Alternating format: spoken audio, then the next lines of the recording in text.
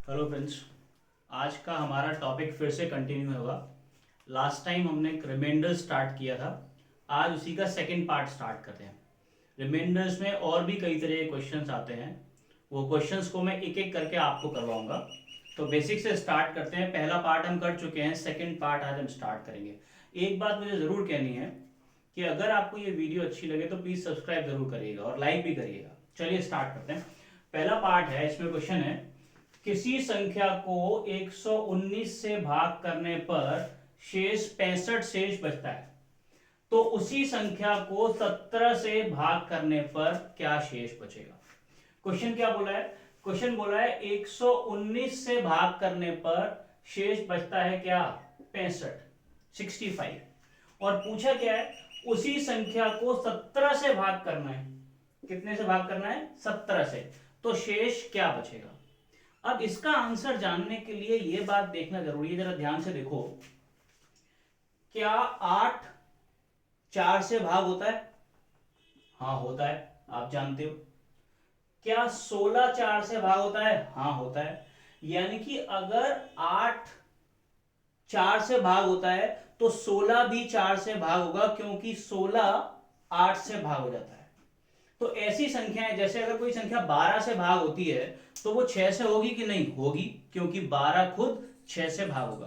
कोई संख्या 25 से भाग होती है तो 5 से होगी कि नहीं होगी, क्योंकि 25 खुद 5 से भाग होता है।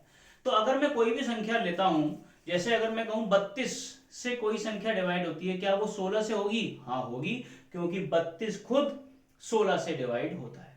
अब इसी क्वेश्चन में भी अगर कोई संख्या 119 से डिवाइड होगी तो 17 से होगी कि नहीं होगी, क्योंकि 17 सत्ते 119, 119 खुद 17 से डिवाइड हो जाता है। मेरी बात क्लियर हो गई? तो अगर यहां पे देखो, वो कह रहा है 119 से भाग करने पर 65 बच रहा है, तो 17 से भाग करने पर भी 65 ही बचेगा। 119 तो 17 से कंप्लीटली डिवाइड हो जाता है, तो बचेगा क्या? 65। पर 65 नहीं बच सकता। क्यों? क्योंकि संख्या तो हमेशा जो बचती है वो छोटी होती है। तो छोटी होती है तो आप सिर्फ इस 65 से मतलब रखो कि ये 65 कितने से डिवाइड हो जाएगा। तो 70 से भाग करोगे कि नहीं? तो 70 से भाग कर दोगे, 70 तिया 51, पूरा डिवाइड नहीं होगा। क्या बचेगा? 14 बचेगा। तो क्या सीखने को मिला ऐसे क्वेश्चन में? ये इसमें क्या कहा, 119 और 17, हमने देखा कि 119 17 से डिवाइड हो जाता है, तो हमें इस 119 से कोई मतलब नहीं है। मतलब किससे है? 65 से। और हमने देखा कि 65 को अगर मैं 17 से भाग करूंगा तो 17 तिया 51, तो बचेगा क्या? 14। करेक्ट है। तो फर्स्ट क्वेश्चन का आंसर है कि ये 14 बचेगा। क्लियर हो गया? बिल्कुल इसी के बेसिक पे सेकंड क्वेश्चन करते हैं, जरा ध्यान से। सेकंड क्वेश्चन क्या है, पढ़िए। सेकंड क्वेश्चन कहता है, किसी संख्या को 144 से भाग करने पर 75 बचता है। तो मैंने यहां लिख दिया, देखो 144 से भाग करने पर 75 शेष बचता है। राइट। अब उसने क्या पूछा, उस संख्या के वर्ग को और घन को, तो दोनों एक एक करके करते हैं। उस संख्या के वर्ग मतलब स्क्वायर को किससे डिवाइड करने को कहा है उसने?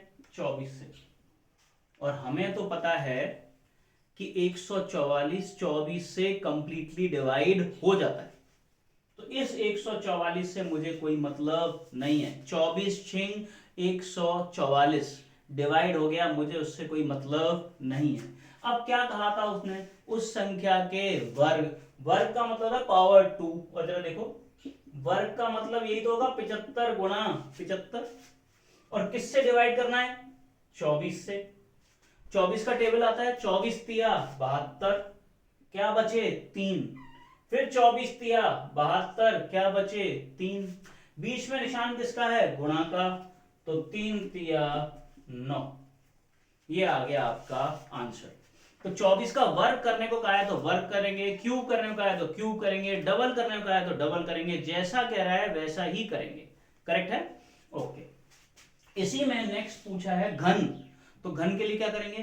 क्यूब करते हैं, देखते हैं ध्यान से। ये उसने बोला 144 से भाग करने पर बचता है 75। 144 से भाग करने पर बचता है 75, और उसके क्यूब को भाग करना है किससे? 24 से। और मैंने आपको क्या सिखाया? मैंने सिखाया ये वाली संख्या इससे डिवाइड होती है तो इससे हमें कोई मतलब नहीं है। मतलब किससे? 75 से, 75 से। और क्या कहा है उसने? क्यूब। तो क्यूब का मतलब है 75 इंटू 75 इंटू 75। भाग किससे करना है? 24 से। और 24 से भाग करो, 24 तिया 72, क्या बच गए? 3। 24 तिया 72, 3। 24 तिया 72, 3। तो 3 इंटू 3 इंटू 3, 3 तिया 9 तिया 27, 27 बचना चाहिए। हाँ या ना? पर मैंने क्या सिखाया है? जिससे भाग करते हैं उससे बड़ा बच सकता है क्या? नहीं, उससे छोटा ही बच सकता है। और 27 तो 24 से बड़ा है, तो ऐसे केस में 24 से 27 को फिर भाग करेंगे, 24 एकम 24, क्या बचेगा? 3 बचेगा। अगर गुणा करने से जो संख्या है वो बड़ी आ रही है, तो जिससे आप भाग कर रहे हो, 24 से कर रहे हो, 24 से फिर डिवाइड कर दो। बात समझ में आ गई? तो ऐसे क्वेश्चन में अगर उसने क्यूब का है तो क्यूब कर दो, 4 पावर कही है तो 4 पावर कर दो, 5 पावर कही है तो 5 पावर कर दो। बस इतना याद रखना है, इस पहले वाले नंबर से हमें कोई मतलब नहीं है। मतलब तो किससे है? सेकेंड वाले नंबर से। क्लियर हुआ? कोई डाउट तो नहीं? ओके। अब इसी में नेक्स्ट क्वेश्चन मैंने आपको लिखा है, जरा ध्यान से पढ़ते हैं। क्या कह रहा है? कह रहा है किसी संख्या को 108 से भाग करने पर, 108 से भाग करने पर 72 शेष बचता है। राइट?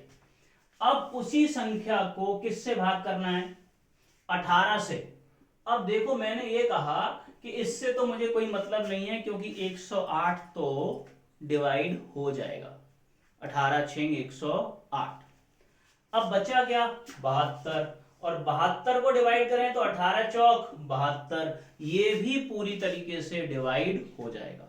और पूरी तरीके से डिवाइड हो जाएगा मतलब रिमाइंडर क्या बचेगा? रिमाइंडर बचेगा 0। मेरा कहने का मतलब है, ये जरूरी नहीं है कि हर बार कुछ बचे ही। हो सकता है कि वो नंबर कंप्लीटली डिवाइड होता हो, जैसे यहां हो रहा है 72 18 से पूरी तरह डिवाइड हो रहा है, और 18 चौक 72 होता है। करेक्ट है क्या? तो ये बात ध्यान रखनी है, इसमें पहली संख्या से हमें कोई मतलब नहीं है। मतलब है जो पहला शेषफल है, अगर उसका वर्ग करने को कहा है तो वर्ग करके डिवाइड कर देंगे, क्यूब करने को कहा है तो क्यूब करके डिवाइड कर देंगे, और डबल करके यानी कि दुगना करने को कहा है तो दुगना करके डिवाइड कर देंगे। करेक्ट है? ये जो टाइप के हैं, ये फर्स्ट टाइप इसका है। नेक्स्ट मैंने बताया ये तीनों क्वेश्चन एक जैसे, तीनों क्वेश्चन एक ही टाइप के हैं। अब नेक्स्ट टाइप में स्टार्ट करते हैं, इसके अगले टाइप में। करेक्ट है क्या? देखिए ध्यान से, क्वेश्चन को पढ़ते हैं ध्यान से। क्या कहा है उसने? कहा है दो संख्याओं को 13 से भाग करने पर शेषफल क्रमशः 10 और 9 आते हैं, तो उन संख्याओं के योग को 13 से भाग करने पर शेषफल क्या आएंगे? मैं आपके लिए एक एग्जांपल ले लेता हूं। क्या कहा उसने? 13 से भाग करने पर 10 और 9 आते हैं। तो मैं एक ऐसे ही नंबर लेता हूं, जैसे 13 से भाग करने पर 10 बचाना है, तो 13 और 10 नंबर हो गया आपका 23। फॉर एग्जाम्पल 23 वो नंबर है जिसको आप 13 से डिवाइड करोगे तो 10 बचेगा, 13 एकम 13, और 10 बचाना था जोड़ दिया।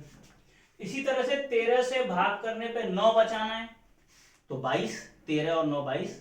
कैसे होगा? 13 एकम 13 और 9 बचाना है तो क्या हो गया? 22।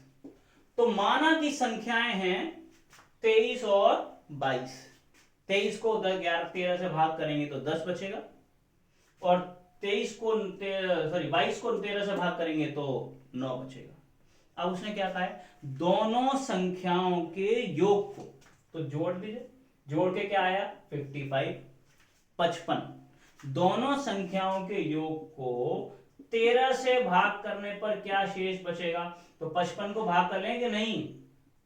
बोलिए, 13 चौक 52, क्या बचेगा? 3 बचेगा। क्लियर हो गई बात? ये बात समझ में आ गई कि नहीं? बोलिए। अब 13 से भाग करेंगे, 13 से इसको जोड़ेंगे तो 55 की जगह पे 45 आए। सॉरी, कोई बात नहीं, 45 करेंगे तो 13 से भाग करेंगे, 13 से डिवाइड कर दीजिए, 13 तिया 39, 39, क्या बचेगा? यहाँ पे 6 बचेगा। इसे जोड़ने के, यानी कहने का मतलब है इन दोनों को जोड़ के जो आएगा उसे डिवाइड कर देंगे। पर इतनी मेहनत करने की कोई जरूरत नहीं है, क्योंकि मुझे तो मतलब सिर्फ रिमाइंडर से है। सीखिए ध्यान से, ये लिखा रहने दीजिए। आप देखिए प्लीज, पहले वाले में रिमाइंडर क्या बच रहा था 10, दूसरे वाले में रिमाइंडर क्या बच रहा था 9, और जोड़ कहा है तो 10 और 9 क्या हो गए 19 हो गए। 10 और 9 क्या हो गए 19, और आप सिर्फ 19 को 13 से भाग कर दो, 13 एकम 13, क्या बचेगा 6। आपको कोई नंबर मानने की जरूरत नहीं है। पहला रिमाइंडर क्या था 10, दूसरा रिमाइंडर क्या है 9, 10 प्लस 9 हो गया 19, और 19 को आप 13 से भाग करोगे, 13 एकम 13, रिमाइंडर आएगा 6। तो क्या लॉजिक हुआ कि अगर दो रिमाइंडर संख्याएं दी हुई हैं, उनको एक तीसरी संख्या से भाग करेंगे, तो अगर उन दोनों का जोड़ का पूछा है तो जोड़ के भाग कर देंगे, घटाने का पूछा है तो घटा करेंगे। मतलब एग्जांपल देखो ध्यान से, अगर उसने क्या कहा होता, उन संख्याओं के योग की जगह पे क्या कहा होता, गुणा। मान लो सवाल में होता उन संख्याओं के गुणा, तो गुणा कर देते। प्लीज सुनिए, तो 10 इंटू 9 90 हो गए, और 13 से भाग कर देंगे, 13 6 78, क्या बचेगा 12। जोड़ की कहा है तो जोड़ करके भाग कर देंगे शेषफल को, गुणा की कहा है तो गुणा करके भाग कर देंगे शेषफल को। अंतर की कहा होता तो अंतर, अगर वो अंतर की कहता तो 13 10 और 9 का अंतर, एक ही शेषफल बचता। मेरी बात क्लियर हो गई, बोलिए। ओके, नेक्स्ट चलते हैं। नेक्स्ट जो क्वेश्चन है वो भी बिल्कुल इसी का ही सेकंड पार्ट है, दूसरा टाइप से पूछा गया। देखते हैं क्या है।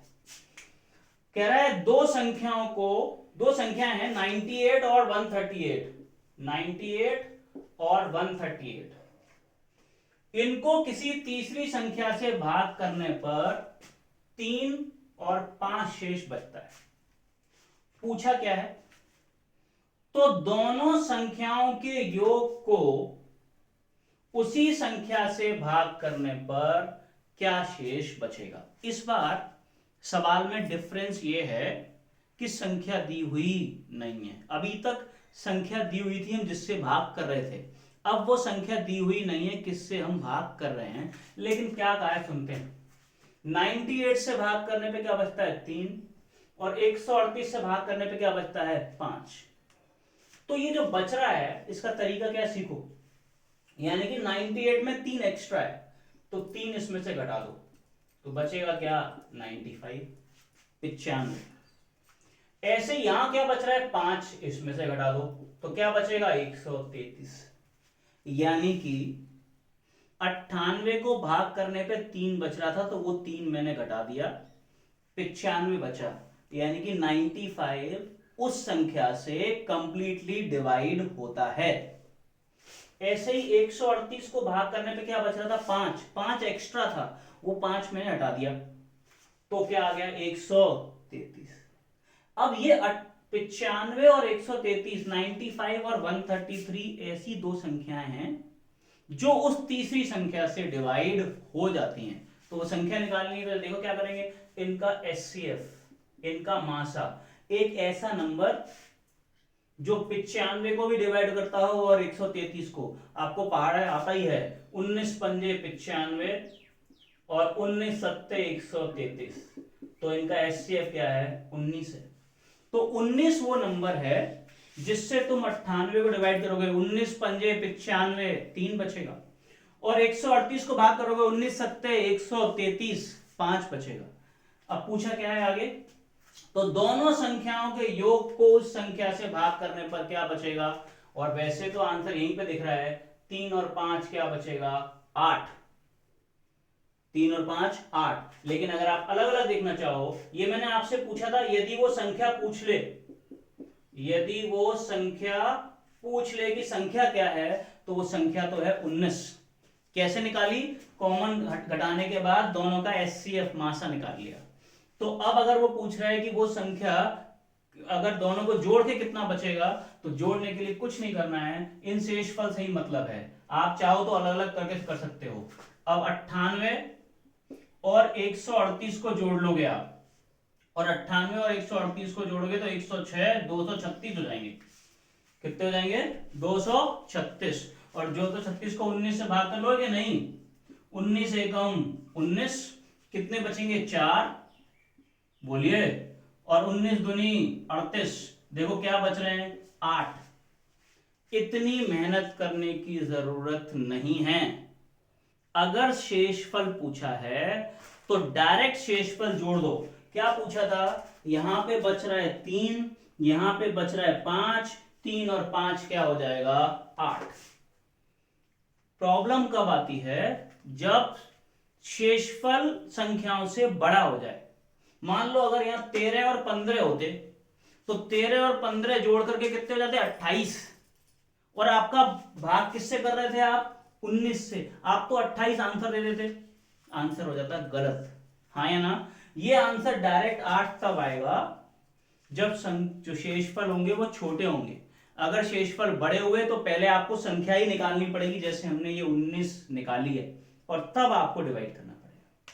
करेक्ट है। मैं फिर से रिपीट करता हूं, ऐसे क्वेश्चंस में आप 98 और 138 है, इसमें 3 बच रहा था, इसमें 5, तो आप इसमें से 3 घटाओगे तो 95 आ जाएगा, इसमें से 5 घटाओगे तो 133 आएगा। अब 95 और 133 का मासा एचसीएफ निकाल लेंगे और वो आएगा क्या 19।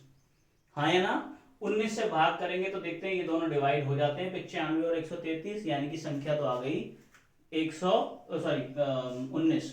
अब संख्याओं के दोनों का योग का है तो जोड़ लो, जोड़ के क्या आया ये 3 और 5 8, क्योंकि छोटा है 8 19 से छोटा है, इसलिए 8 ही आंसर है। लेकिन अगर 13 और 15 होते, याद रखो, बार बार याद दिला रहा हूं, अगर संख्याएं बड़ी होती, शेषफल बड़े होते, 13 और 15 28 हो जाते, तो आंसर 28 नहीं आता, तो आपको 28 को 19 से भाग करना पड़ता। क्लियर हो गया। तो ऐसी संख्याओं में जो शेषफल होता है वो पहले घटा देते हैं, घटाने के बाद उनका मासा निकाल लेते हैं, और जो मासा आता है उससे उन दोनों का जोड़ या गुणा या जो भी पूछा है वो आप निकाल, उसको भाग करके आंसर निकाल लेंगे। करेक्ट। ओके, नेक्स्ट देखते हैं। और नेक्स्ट क्वेश्चन क्या लिखा है, प्लीज देखिए ध्यान से, सेम क्वेश्चन है, मिलता जुलता। यदि दो संख्याओं को एक ही भाजक से भाग किया जाता है, इस बार संख्याएं दी हुई नहीं है और भाजक भी दिया हुआ नहीं है, तो शेषफल क्रमशः 3 और 4 आते हैं। कोई भी दो नंबर हैं उनको भाग करने से रिमाइंडर क्या आते हैं 3 और 4। कह रहा है दोनों संख्याओं के योग को अगर हम जोड़ते तो शेषफल आना चाहिए था क्या 7। अगर हमसे क्वेश्चन पूछता कि दोनों संख्याओं को जोड़ के भाग करें तो क्या आएगा 7, लेकिन उसने आगे क्या कहा है, यदि दोनों संख्याओं के योग को उसी भाजक से भाग करने पर शेषफल 2 बचता है।